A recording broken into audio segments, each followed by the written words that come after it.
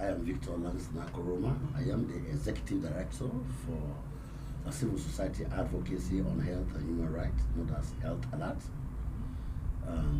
I am the Director. Of course, it's a network of civil society that has been working on,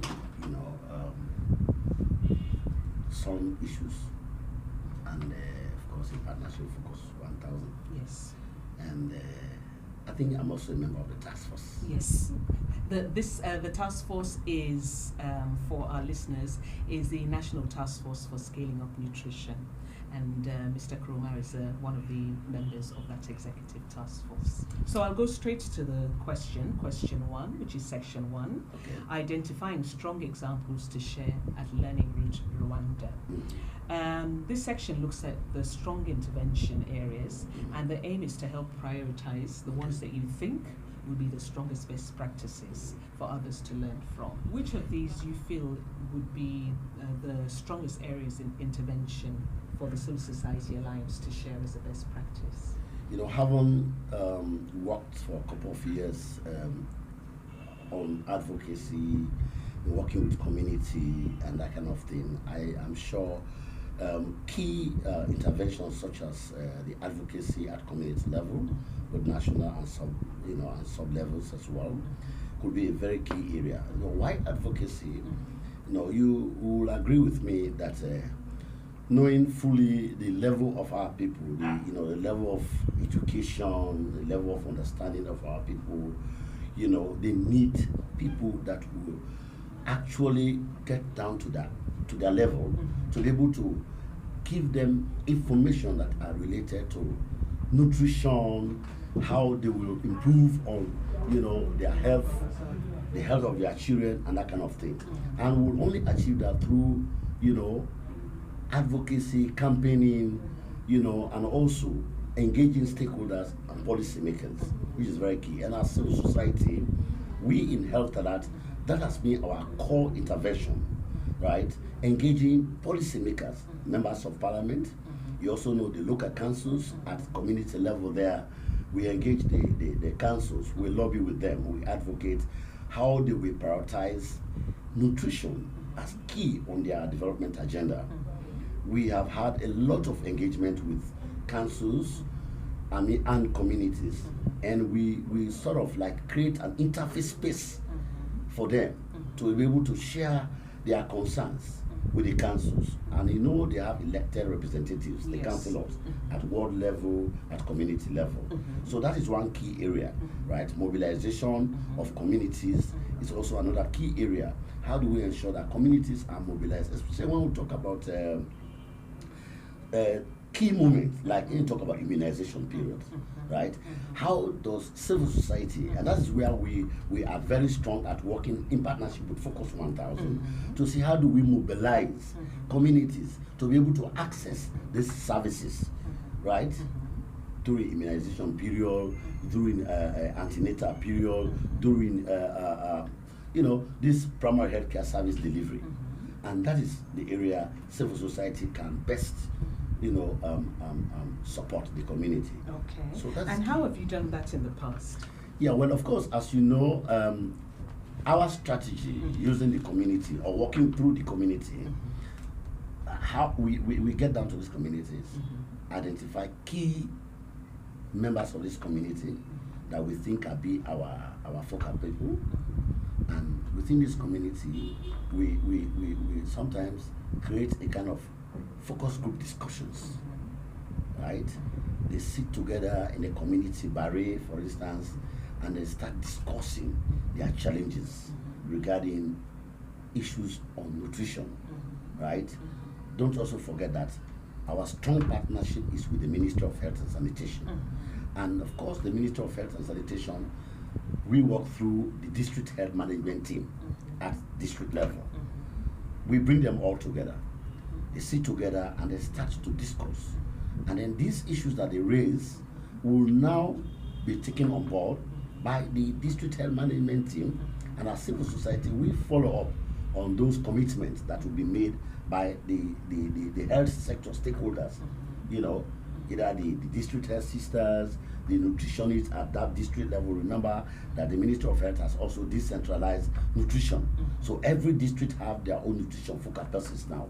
So what we do as civil society is work in collaboration with these nutritionists at district level, and then try to work together to see key areas that have been challenged in terms of nutrition. You know, there are also a lot of these provisions that are given. UNICEF, for instance, they provide plumpy nuts that are provided to these women, especially during antenatal period. We monitor the usage of this plumpy nuts, so that the beneficiaries, who are the children who are actually entitled to get this food, right, get it. You know, and so that is how we have been engaging the community. And what's been the success? What would you say has come out of that you'd say is a good thing as well for us? Definitely, Ramati, you will agree with me that there used to be complaints of some mothers selling these plumpy nuts. Now, but with our intervention, they have seen the reason why they think plumpy nuts is very good for their children. And I hope you know what the plumpy nuts are about. Yes. Fine. Yes, but we'll explain what plumpy nuts might be, just in case our listeners might not know. Okay, these are nutritious food that are provided by UNICEF and other partners that are given to malnourished children. Yes. You know, so it's packeted. It's very nice food. You know, prepared. You know, very delicious, but for children. But what used to happen that these people, when they are given this food, instead of going to give this food to their children, they sell it to the market. You know, they exchange it for food and other things. So because they have not been well educated as to the importance, the relevance of this food, so what we did was to go down now and try to tell them the importance of this food. You know, why it is good for their children. You know very well, Sierra Leone has a very high percentage of malnutrition before this intervention. But of course, the statistics is now showing that malnutrition is gradually reducing. Right, and so it's because of this intervention and a lot of advocacy and engagement and community meetings, right, we are used as our strategy to get them to understand the relevance and importance of this food, right? So those are all key interventions which our organization Health Alert has been doing. We so believe in strengthening communities, you know, and don't also forget, when you talk about health system strengthening, this will not be achieved if community participation and involvement is not taken into consideration. And even in Sierra Leone, for instance, now we are in the post-Ebola recovery, phase 2 of it, government priority plan. Now, which of course take into consideration health, water and sanitation, and that kind of thing. So, but the key component there is that aspect that has to do with nutrition, right? How do we scale up nutrition? And so, we have tried to capture that in the priority plan, and you agree that the task force has been deliberating over the period to see how civil society we can continue to step up our advocacy and our monitoring strategies at our communication level, so that the right information is being passed on to the people, the community people, for them to know how they can be fully part and parcel of this entire recovery process, and also taking ownership of the process. That is also very key. We want to see how community can take ownership of this process. And so that's why we continue to engage them, you know, both at national level and at community level. At national level, we engage the policymakers. And at local level, we engage the beneficiaries, we engage the health sector service providers, we engage other community stakeholders, you know, and there are other networks, our CBOs, our civil society organizations, and even our networks, right?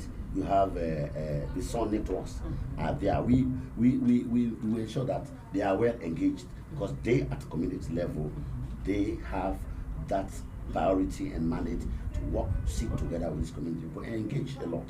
So the whole thing has been a lot of community engagement, mobilization, and a dialogue.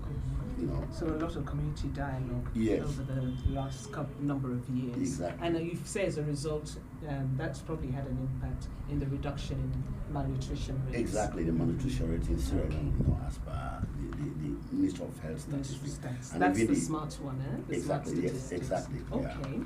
So with regards to, like you'd say, your second strongest area of intervention, part of Civil Society Alliance, what would you say that is on this list here?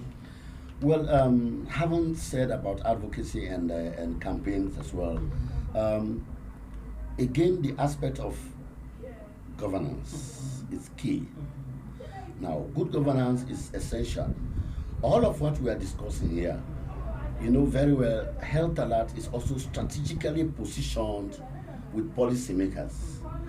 The reason being here is there is an adequate evidence of Health Alert credibility even at national level. You will agree with me that several advocacy issues we have raised with government. Even when the government developed the agenda for prosperity, Health Alert championed the popularization of that that document to every community. The reason why we are doing that because it's an aspect of good governance. Good governance is about information sharing. Good governance is about people knowing what are their roles and their responsibilities. Good governance also is about people knowing how policies, right, for instance, are either formulated, or designed and implemented, who does what, and ensuring also that the aspect of the human right component is also taken into consideration. And remember that Sierra Leone was also rated as one of the country that respect human rights issues seriously. Our president was sort of like giving accolade for maintaining human rights records, good human rights records. Wow. So this is as a result of our continuous engagement with them as a government. And the other thing also I also want you to know that because of this our consistent advocacy to raise the issues relating to health to government, Health Alert in 2013 got one of the highest awards from the government, from the president, no less than the president. Health Alert, the executive director speaking here, I was made member of the Order of Rokel, which is one of the highest awards in the land. And that award was given because of our consistent engagement with government positively. Because most time people think when you say civil society, we are always looking at negative things. Exactly. But government said no. Health Alert has been very constructive in our engagement with government. They look at issues critically, objectively, and they raise them to us. And I will tell you for free that our relationship, Health Alert relationship with the Office of the Chief of Staff has been very cordial. And that is why we are included in almost all government forums or meetings that has to do with health issues, that has to do with nutrition issues, that has to do with water and sanitation issues, and that kind of thing. And that is the good governance aspect of it, because it's about identifying challenges and bringing them forward to government. And government listen to them, objectively. And then government make corrections, right? So when I got that award, when Health Alert got that award, I said this award does not only belong to me, it belongs to all the network members, including some members, because it's as a result of our collaborative effort, our commitment, in advocating for critical issues that has to do with development of this country. So that's the aspect. So trust me, on issues of governance, good governance, on issues of human rights, on issues of democracy, issues of women and youth, we are strategically placed. Health Alert is strategically, and together with our some members, partners, because we work on this as a team. That's what we believe. It's about a lot of extensive engagement. It's about collaboration. It's about partnership, and that kind of. And that's the reason why I'm also happy to collaborate with Focus 1000. Focus 1000 has indeed exhibited a leadership in terms of how community engagement should be like. You know very well the approach which Focus 1000 also has, which we are also benefiting, engaging religious people, both Christian and Muslim. And you know very well Sierra Leone, I am not saying we are the only country, but Sierra Leone is one of the very few countries that is religiously tolerant. And that is what Focus 1000 has been able to also exhibit leadership, to be able to bring these two religions together to work with them. You have the Islak and the Christlak groups. Now you can see a Christian and a Muslim sit together to discuss on pertinent issues, that has to do with development, without everybody saying, nobody say, oh, you are a Muslim, I'm a Christian. Like other, we don't want to call other countries who are very much, antagonists with each other. But Sierra Leone, and I think it's because of this approach which Focus 1000 has also been able, and that's the reason why I really appreciate partnering with Focus 1000, and I also have no surprise that their leadership, especially in promoting, bringing civil society together under this alliance, under this platform, has been very successful. Thank you very much. Wow, this is very interesting actually. So now we've talked about these two areas of intervention that would be, I think, that would be areas that we'd like to share in Rwanda. So now let's go to the next section. The aim of, we're looking now at the expectations on the learning route process. The aim of this learning route is to build the civil society allowance capacity, and it's going to be like the individual as well as the platform as a whole. So the learning process is expected to go beyond Rwanda. Obviously, once you come back, whatever learning you've gained, we're expected in many ways to find a way to share and maybe replicate this. So this will be a good thing, I think, for Sierra Leone. Indeed. Now, this section basically aims to determine expectations, even if you are not to be one of the delegates going, but just the expectations from this experience and the actions to be taken once the participant returns. What would you expect to get out of the learning route experience from the participants appointed by the Civil Society Alliance? Fine, thank you very much. Usually, like any other learning sessions, now whatever we are doing here in Sierra Leone, sometimes we don't think we are doing much until you are able to listen to stories from other countries. I'm sure this learning session is not only Sierra Leone that is participating, other countries will be participating. Yes. We will want to have, kind of share knowledges from other civil society from other countries who might be fortunate to attend this kind of learning sessions, to see what are the best practices that we can learn from them, maybe what also they can learn from us, and that's one of the key expectations for me, that I expect to have more interactions, more knowledge sharing and skill sharing, and from participants who will be going to this kind of learning sessions, And don't also forget, Rwanda, for Sierra Leone, Rwanda is a country which, when you read deeply into African countries, Rwanda is one country that has set an example of leadership in terms of good governance, in terms of community involvement in terms of whatever decisions that they are doing. So many a times people have been saying, oh, this country, Rwanda. So for me, I think it will be an opportunity. Recently, our government and most of our NGOs had a conference there, and a lot of the issues that they were discussing, how Rwanda has gone far ahead than other African countries. We want to learn that kind of knowledge, their governance policies, their traditional customs, all of these things. So it will be very key for me, right? That probably I would like to benefit from this learning. So the good governance, the governance policies, traditional customs, and probably in relation to having like a similar experience from that war. Exactly. How they've emerged from this process and where they are now, and how we can learn from that, right? Exactly. And I also understand that there is an alliance also on the same song there. So for us, Sierra Leone Alliance here, we want to also learn from the Rwanda Alliance, Scaling Up Nutrition Alliance there, maybe to just share ideas as to what are best practices, what is it that is working very good, maybe that we think is not working well in our country here, or what is it that we think we have got that are innovations, that are ideas that we also want to share with our colleagues over there. That could be also another very good expectation for me, Okay. So now let me move on to the next one.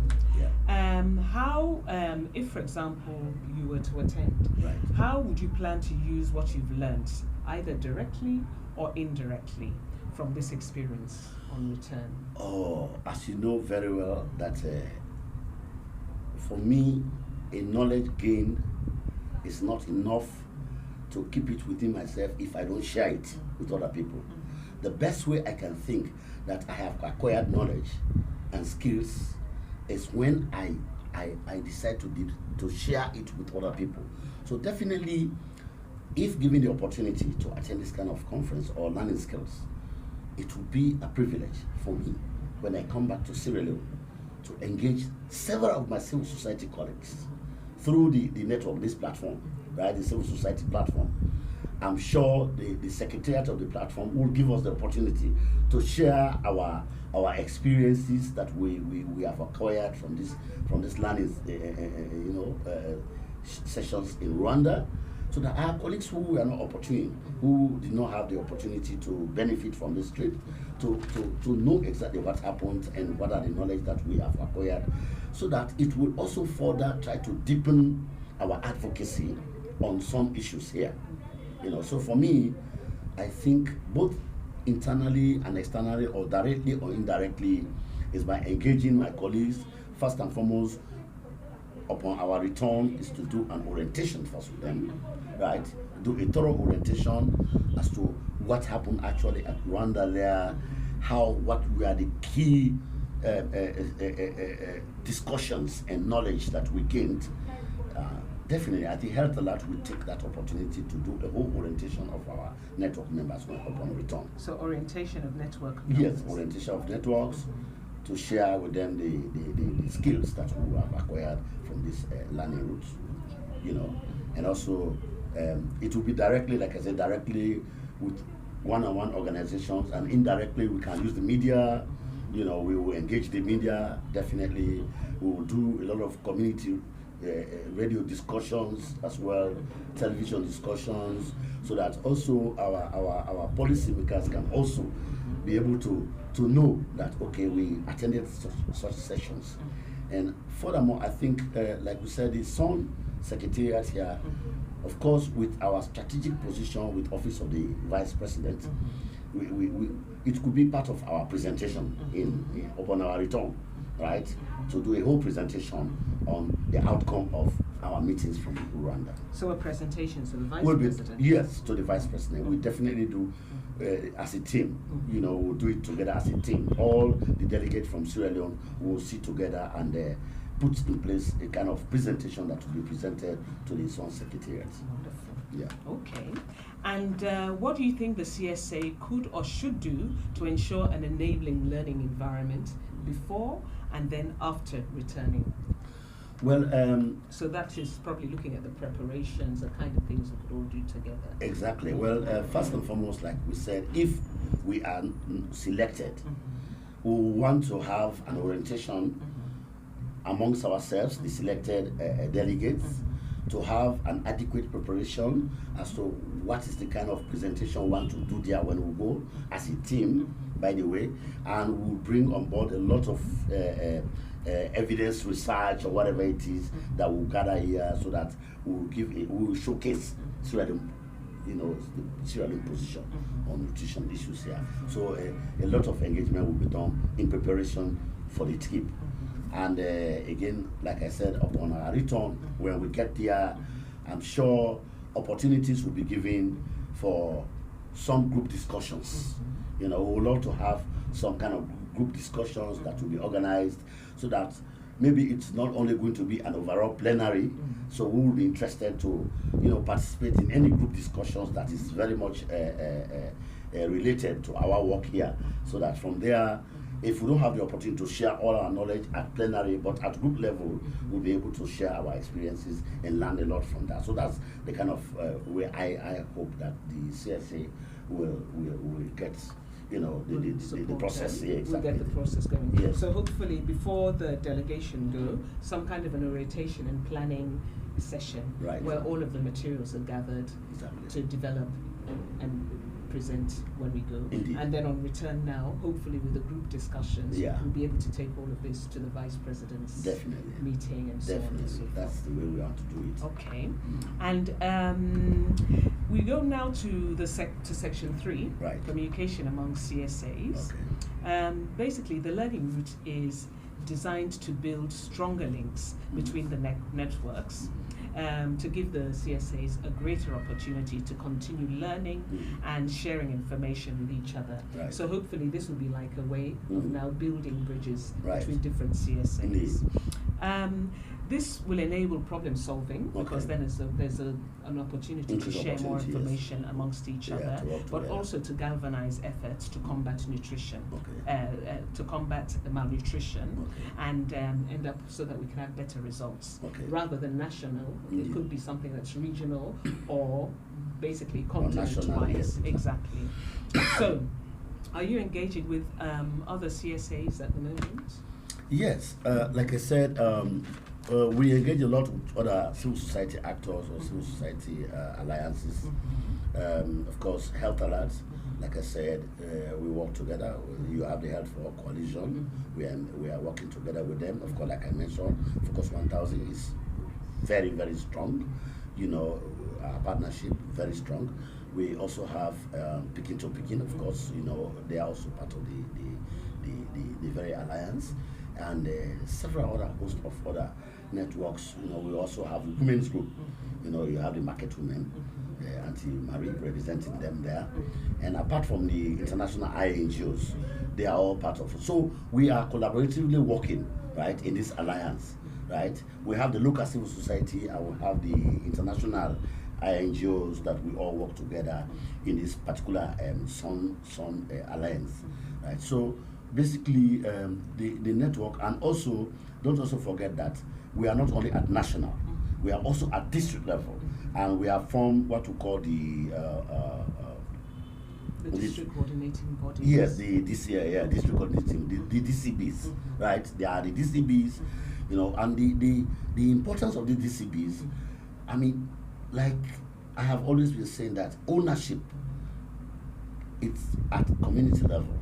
Now, these DCBs, they have that mandate and opportunity at their own level there to be able to coordinate issues relating to nutrition, issues relating to, you know, malnutrition and that kind of thing there at district level. So those structures are there, and the national task force is there, but we do not dictate as to what they do, right? They come up with their action plans, they develop their own activities, and then present it to the task force, to the national, and then we peruse it and look at what is visible, what we can do, and then slating schedules as to how it will be done. I think that's how we operate.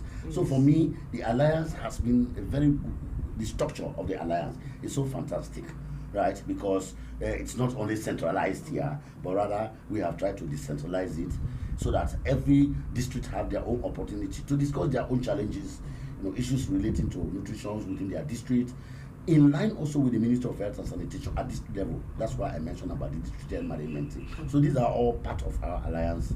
You know, you have the government, you have the NGO private, you have the NGO, you have the private sector there. You know, we try to bring them on board because the nutrition issues in Sierra Leone here is not only the responsibility of government, like I say, it cuts across. Exactly. So we want to see how does the private sector also. And that's one key thing. You remember the health fair we launched at Miata conference. You saw how lively it was because it brought on board all other sectors, all other partners. The private sector, the INGOs, the NGOs, the civil society, and it gave us an insight of how actually coordination should, you know, could work better, you know. So I think for Sierra Leone, we have got the platform. We have got already, we are on a good footing. We are on a good footing. Okay. You see? So, and also, if the participants at the learning route agree that communication between civil society alliances would be beneficial, what advice would you give us to help establish channels of communication for these CSAs? Okay, you say if participants at the learning route agree that communication between CSAs will be beneficial. Yes. What advice? Well, my only advice would be, for instance, when we talk about communication, sometimes You know, communication is a two-way. Yeah. Sometimes when communication channels from just one angle, like one of the our strategy, the method which I have said, getting feedback from the community. Yes. It's one very good way of communicating. Yes. Right? You know, not kind of just from one direction, but rather you get a feedback from the community level. Yes. So I think for me, that could be the best way as an advice that for us to achieve, right, let the people, they said, he who knows it, feels it, or who feels it, knows it. The community people, most times we sort of like underestimate them, or maybe we think they are not very much knowledgeable. They know. What we need to do is to see how they can come up with their own issues, because in advocacy it's about listening, it's about allowing the people themselves to raise their concerns and their challenges, and then you will now guide them as to how the process you will take it forward, right? Because at community level they may not have the opportunity to interact with key prominent policymakers or government authorities, and that's why the secretariat is there as a platform, so that whatever come up from this community at secretariat level or at task force level, we are now able to design the kind of advocacy message or the communication message, which is very key, because also if you don't have the accurate communication message, it will also tend to distort whatever the information. So designing a very good packaged information will go a long way to help, so that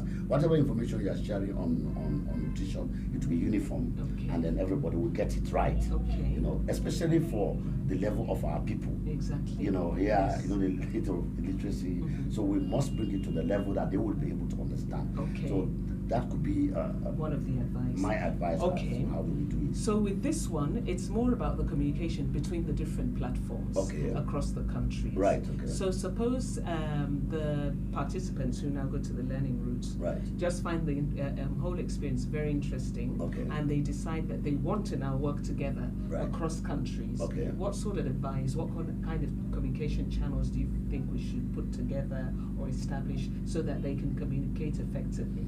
And how would you see that information sharing process? Well, again, like I have said, for Sierra Leone, we have already started a point, but just that we need to strengthen it more. The structures.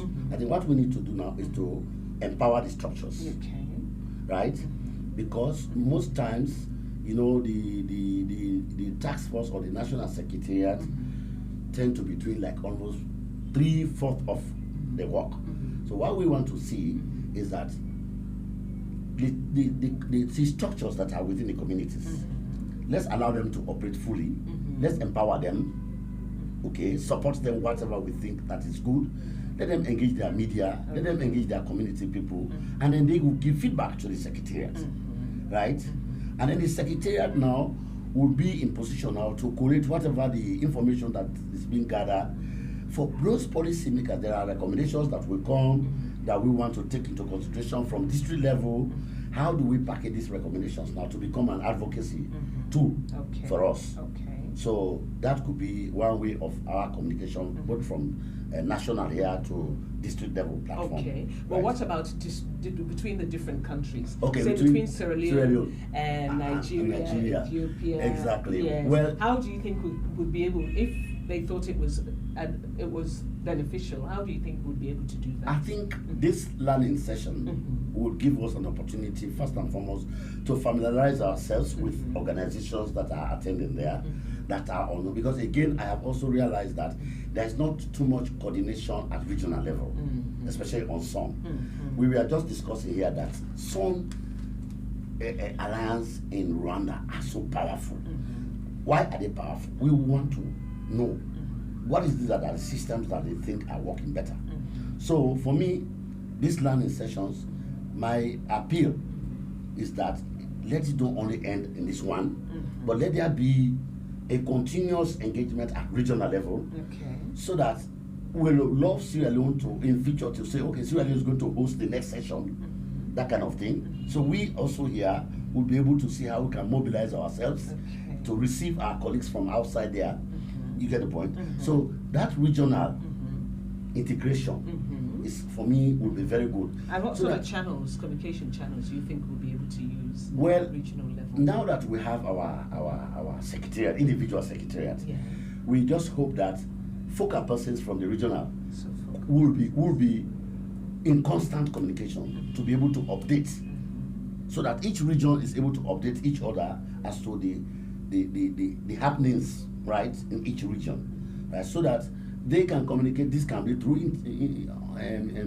internet communication. It can be also by Skype, through Skype discussions, or it can be also by just say 1 or 2 days participation, right?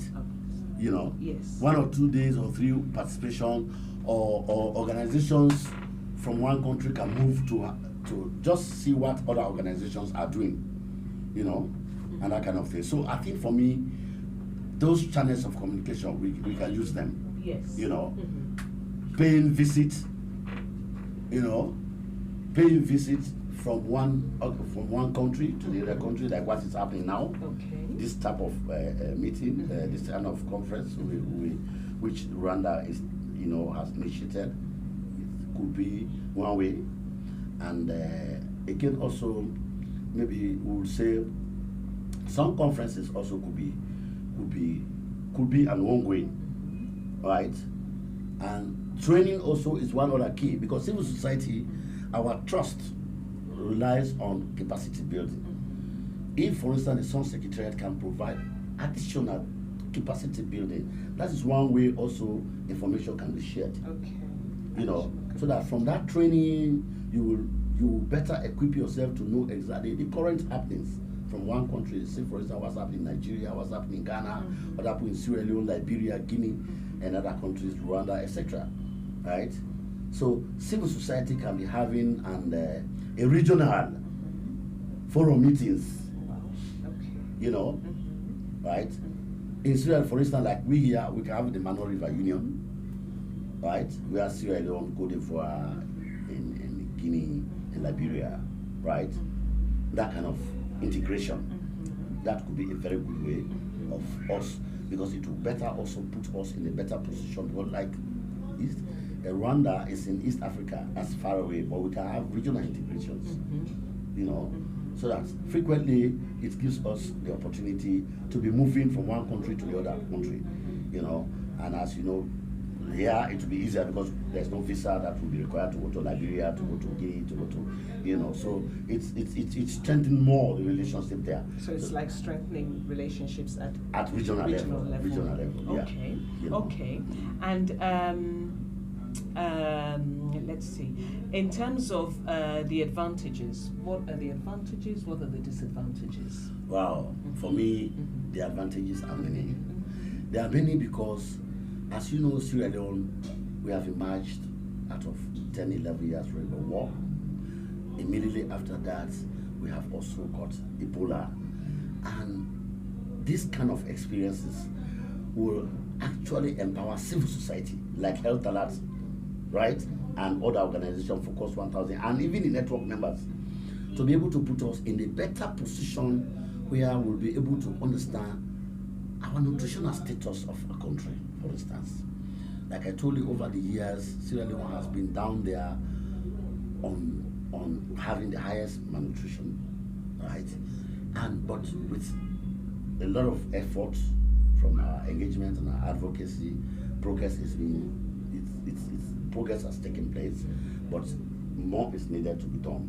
So for me, the advantage here is not only having the skills that I will get from the learning session, but it will also give me the opportunity to be able to know a lot of issues relating to nutrition and how do we engage more better or in the most constructive way and collaborative way. So for me, it's going to be an advantage. Additional advantage will be my interaction with several other people I'll be meeting. you know, it will give me more networking. Exactly. You know, as a health alert, probably our networks outside might not be as so strong, but this meeting, I'm sure, will give me an opportunity to extend our networks, not only local now, but even at international level. Yes, exactly. You know, through the interaction. And that's why I know we are going to make a lot of friends. You know, we're going to meet with a lot of other colleagues there, and we're going to learn a lot of skills, even advocacy skills. Exactly. We would like to share that. We want to learn from that. How do they engage their stakeholders? How do they engage their state authorities? What is it that they do? What we can also share, what we can offer as a country. So for me, those will be very good advantage for me. So to say about disadvantage, for me, yes, there will be disadvantage, but I do not see too much of disadvantage. It's more advantage. It's more of advantage than disadvantage. Okay. You see? Okay. So we're coming to that final section now. Now, the civil society network plans to ensure that the learning route experience, it provides participants with tools they may need to be able to replicate, like you were talking about. It'll be nice to replicate this kind of experience. Right. And also build their capacity for better outcomes, for a stronger platform. Right. So for this, we'll obviously all be involved in some kind of material development, all of us. So it won't be just the global, it'll be participants as well involved in the process. Right. So to make the learning experience more enjoyable and fulfilling, what sort of innovative ways can you think of for Sierra Leone, for example, to share their best practice examples? Well, for instance, for us as Sierra Leone, like I said, we want to share our experience, especially during this Ebola. We realized that we only succeeded in fighting Ebola when the community we have became fully involved, especially the bylaws that we have placed. This gave us an advantage for communities to be able to know. So for nutrition also, probably to avert most of the challenges that have been happening, people selling dumping nuts or selling some other things, who could say, okay, let's design a policy.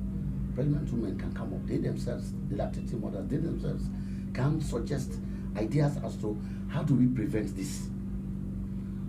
Be free of these drugs, be free of medicines, and that kind of thing. And also that aspect of how do we entrust the community to be fully involved in themselves monitoring the process. Okay. So with this, what we want to find out really, it's like the ways that you think would be interesting to share, like all of these examples you're talking about at Rwanda. Right. So what sort of interesting way would you think of for us to do a presentation on some of our best practices? Right, okay. Something that's unusual, unique, but also very engaging, especially because it's about adult learning. Okay.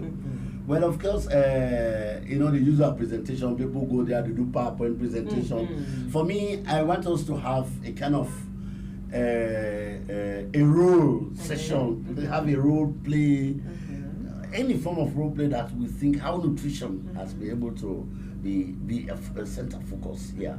So we can design any sort of way of passing the message. Let's say we have a role play, or we say, okay, let's just design any form of strategy that we want to pass on the information, not just that use our PowerPoint presentation, but sort of like everybody bringing their own stuff into the idea, everybody just giving small sharing their how you do it in your own way in your community. Health alert, tell us how did you do your engagement, so that from there people can just learn, okay, that's how they do it, and how do we also collaborate that kind of way. So maybe this could be, you know, so we will divide ourselves into sessions, right? Those who will be participating, this group will do this other group will do that, but within a limited time. You know, within a limited time, but we are able to share the whole presentation within the time frames stipulated, but each group participating on one of the area that they want to share. Okay. Right. Okay. So that could be my suggestion. Very interesting. So, for example, if it's like Sierra Leone and Tanzania in one group session, yeah, you're saying then that both of you brainstorm on ideas. Yes. You agree on a particular idea. Yes. And you do a role play where you're doing it together yes. to present to the rest of them. Exactly. Yeah. Very interesting. Very interesting. That could be a very good way. Okay. That could be very good. Okay. And what sort of materials in the past have you found useful in terms of for your learning as well as for sharing? Things that you probably refer to more rather than things that you think, oh my goodness, I won't be going back to that one. Well, in terms of materials, you mean reading materials or yes, what? It could be reading, it could be audio, it could be posters. What sort of things would you go back to more than other things? Well, for me, like I always say, I am a community advocate. Yes. I always want to see information that is very clear for our people there. Mm-hmm. Although we are using the medium like the radio, the television here, it has also been useful because our people listen mostly to radio than television. So using those channels or using this kind of form of way of disseminating information is also good. But also posters could be very useful, right? We want to see posters that depicts malnutrition itself, that depicts how children are suffering, how countries actually are finding it difficult, to go through some form of nutritional, deficiency that they experience. So posters could speak. Some video clips also could help, right? If we see some video clips, for instance, we will appreciate if those video clips are there because our people, they say when you see, when you hear, you learn more and you believe. So maybe other countries will appreciate if they can bring clips for us during that session. They will bring some video clips that tells about malnutrition, that talks about community engagement, that talks about, for instance, how policymakers take decisions and that kind of thing. We will appreciate that because that will also help us when we are engaging our community. When we come back, those materials will be the ones we'll be using, to disseminate at community level. So we'll do projection. We'll do a kind of PowerPoint projection on that. We'll see those clips because they see when you say, okay, look at Rwanda, see how women go through these challenges or how they have been able to achieve. So those video clips, they go a long way to speak. Video clips, so documentaries, exactly. Anything that's visual. Indeed, some form of documentaries. Wonderful. They help us. Okay. And that will also help us in our dissemination of information where we definitely come back. Thank you very much, sir. Yeah. Is there anything else you want to add? Well, just that, like I said, this is the first opportunity I will wish to really say, if given this opportunity, I will really love to participate in this kind of session, and I think whatever support that will be provided for me on behalf of Health Alert and on behalf of the SUN platform, definitely it will be worthwhile, and I think it will be also useful because you know how strategic we are in terms of advocacy for our people here, in terms of monetary issues, in terms of policy for our people, and in terms of governance. So for me, it will be an added value for not only Health Alert, but also to the platform. Yes. It will be an added value. So I just want to wish that I'm given the opportunity to participate in this kind of all important sessions, so I really want to wish for that. And in subsequent, I know Sierra Leone will definitely give out some, after this session, we think Sierra Leone will share or will showcase the achievements, which we want other countries to also know about that as a result of this learning, which we have benefited from Rwanda. This is what Sierra Leone is able to show as success story. That would be wonderful. That would be a great opportunity. Mr. Koroma, thank you very much. Thank you very much. Okay, then. Thank you very much. Thank you.